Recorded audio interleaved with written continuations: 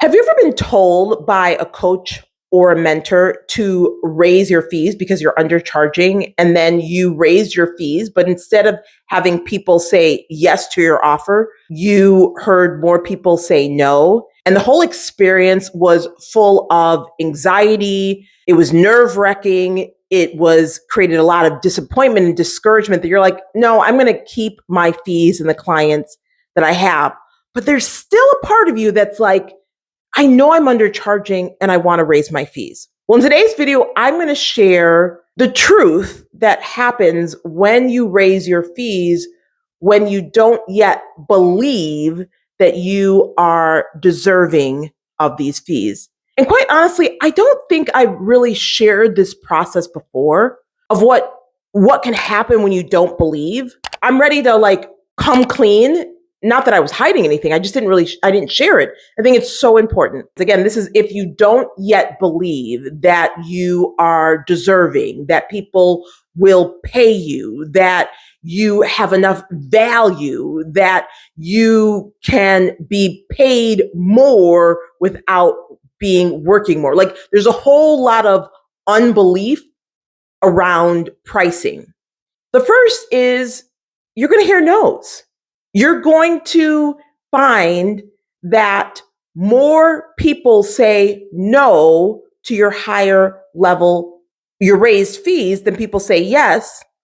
And chances are it's because they can tell that what you're saying doesn't align to your energy. There's a part that there's imbalance because you don't fully believe, and people respond, as Maya Angelou told us, more to how what did Maya Angelou say? People remember how you made them feel more than what you said. So if you're in a sales presentation and you are sharing your fees, but the feeling is, I'm not enough, this is not going to work, this never works for me, that's the feeling that prospects are going to have. And it's not going to be aligned with what you're saying, or even if you're showing the client testimonials. And prospects are smart. It's like, yeah, something's off. I don't know, but I'm not feeling confident that I'm going to get the results that is promised. I'm not feeling that it's really worth it. And so you're going to hear more no's. And that's okay. I mean, at first, you might experience I did it. And that is a huge celebration. Like you honored your desire to have higher level fees. So you shared the higher level fees. Like that's a win in itself. And you may hear more no's. Now you may hear more no's for that, like over a couple of days, maybe a couple of weeks, maybe a couple of months, it may be more than a couple months. It may be a year, until you believe, right? And belief is not only internal, but the belief shows up in the words that you use, the actions that you take and don't take. So this is a part of the process. It's normal, and there's value in hearing no's because chances are the fear of rejection has stopped you in the past. You hearing no, you've taken it personal when it has nothing to do with you. Okay, the second thing that happens when you raise your fees and you don't fully believe that you are worthy of the higher level fees is you're going to start to doubt your decision. You're going to say, did I make the right decision? And when your brain starts to doubt, you will find evidence to support it. This is not the time to be unwavering. I'm talking about James chapter 1. This is the time to pause and to notice that you're doubting, but to have a different mindset about it. You're like, oh, wow, I'm starting to doubt myself. I'm starting to doubt the decision that I made, and I'm starting to doubt what I desire. which is more money and more freedom in my business. No, this is when you pause, right? Like what do I really want? What do I know is like you got to really make a decision not to doubt. You got to take that thought captive. And the way to do that is to slow down and not allow your mind, slow down and take that thought captive, right? The third thing that happens when you raise your fees and you don't fully believe yet that clients will happily, easily, effortlessly, with a lot of gratitude, pay you for your fees, is you will start to second guess those who told you, maybe your coach, maybe your mentor, maybe me, to raise your fees. And this is where you can be frustrated. You can experience frustration. That is normal. But at this point is when you have to decide to trust and believe. You have to decide to trust and believe. Because you can't out-earn your belief. And this is a process that you have to go through. Now, sometimes, and I don't remember working with a client, and over it was either a 2-year or 3-year period, we 10x'd her fees, and she had the same offer to the same client, but we did it over a progression.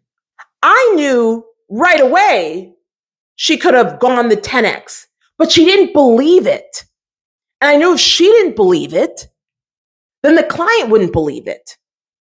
And so there was progression of increase. And once she said, oh my God, they bought at this level, it's like, and now you believe.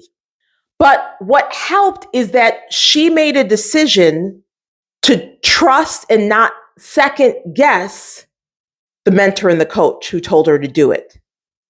It's such a difference when you just decide to trust the professional. You're going to find that you move forward faster. And I know, when I signed up for any coaching and mentoring, I'm like, that's one thing I'm like, I'm going to trust even when I feel like it's not right. Well, obviously, it's going to feel uncomfortable. I got to get outside of my comfort zone. This is what happens.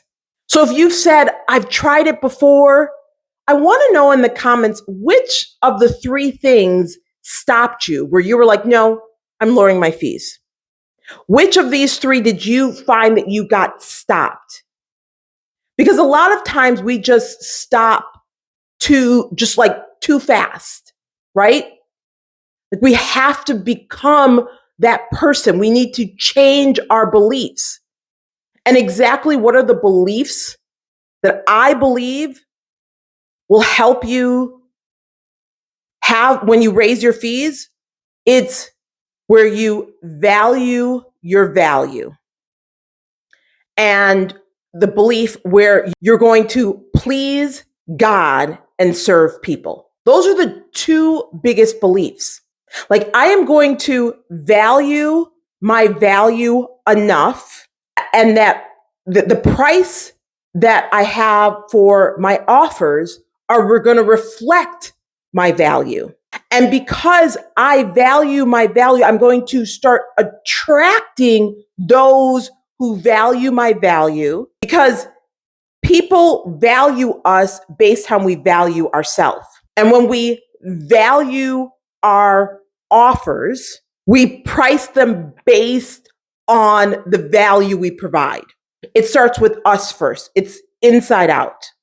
So that's super important.